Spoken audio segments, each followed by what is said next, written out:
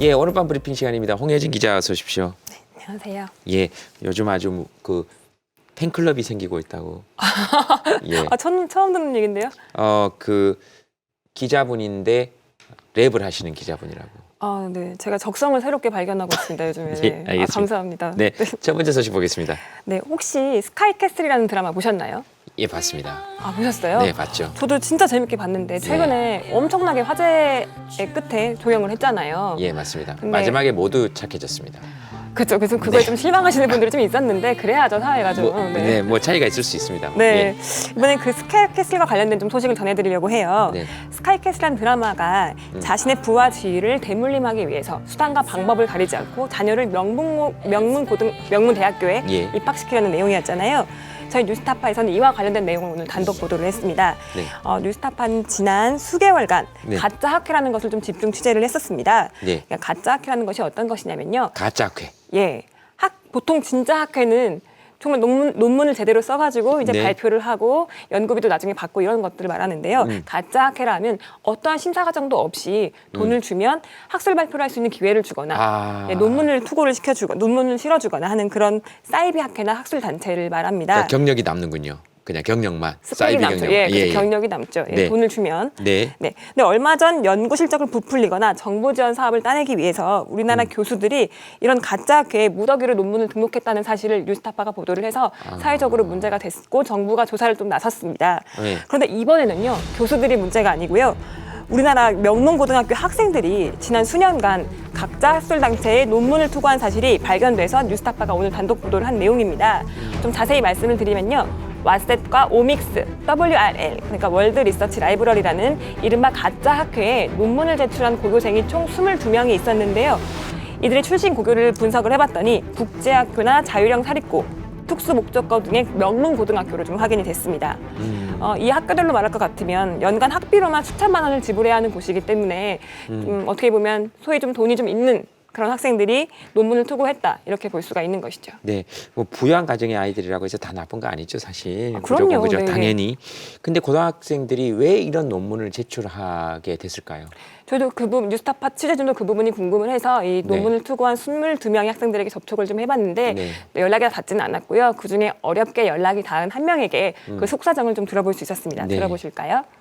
이렇게 고등학생도 이렇게 많이 등재되는 데가 있더라. 그래서 막 알아봤던 게 기억이 나거든요. 많이들 하죠. 그러니까 이런 거 이제 스펙으로 그냥 뭐 대학에 가기 위해서이기도 하고. 네, 그렇군요. 그러니까 한마디로 뭐 대학 진학을 위해서 스펙 쌓기용으로 이런 가짜 학술 단체를 이용을 했다 이렇게 볼 수 있을 것 같아요. 이 논문의 수준은 어떻습니까?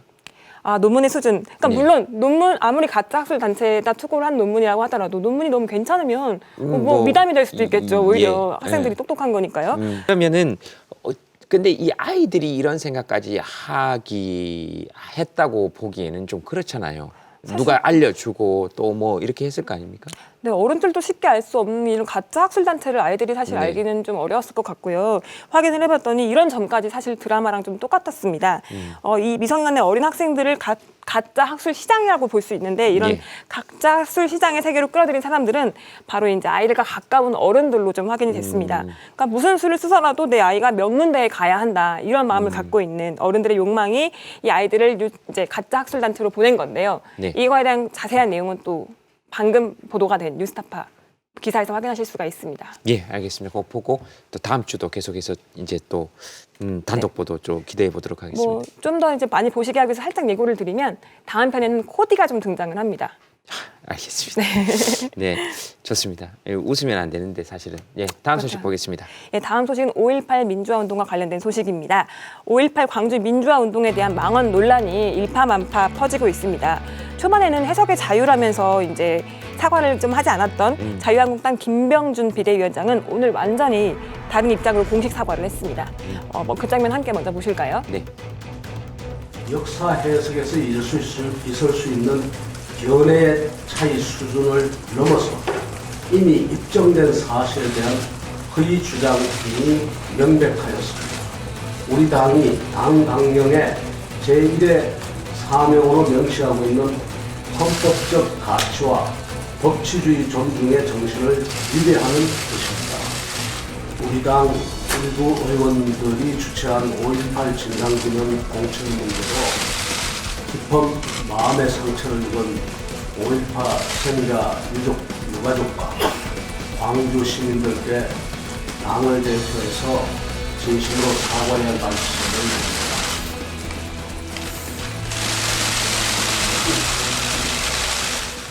네, 뭐 뒤늦게 사과를 하기는 했지만, 네, 좀 아쉽긴 하지만 사과를 하시긴 했습니다. 하지만 정작 이 좀 망언을 했던 당사자들의 입장은 좀 달랐습니다. 네. 사과를 하긴 했는데요. 발언 당사자 가운데서 한 명인 김순례 의원은 사과를 한다면서 북한군 개입설에는 동의하지 않는다며 허위 유공자를 걸어내는 것이 유공자분들의 명예를 지키는 길이라고 기존의 입장을 좀 반복하지만 입장은 약간 다른 주장을 했습니다.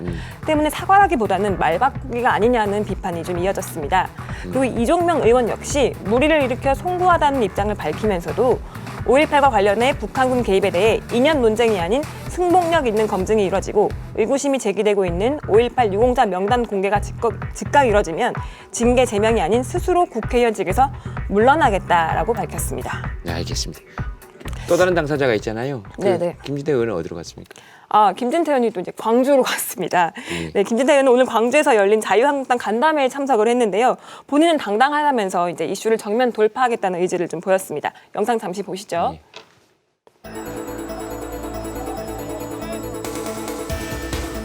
나랑 없습니다. 나랑 없어요. 야, 우리 광주로! 우리 광주라고 가! 아우, 가란 말이야, 가! 이제 나와! 우리가 빨리 가! 네, 언론인 여러분들 많이 오셨네요. 제가 뭐 여기 못 올 이유는 없다 이렇게 생각합니다. 저도 이분들의 아픔을 함께하고 있습니다. 그 명단을 공개하는 것이 투명하게 하는 것이 진정하게 이 5.18로 인해 피해를 입은 분들을 위하는 일이다.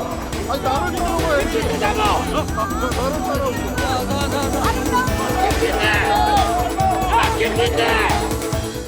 언론인 여러분들이 많이 와서 굉장히 즐기시는 모습이네요. 네, 오늘 이런 말도 하셨더라고요. 이렇게 오히려 자꾸 이런 걸 공격하는 것이 나를 띄워주는 것이다.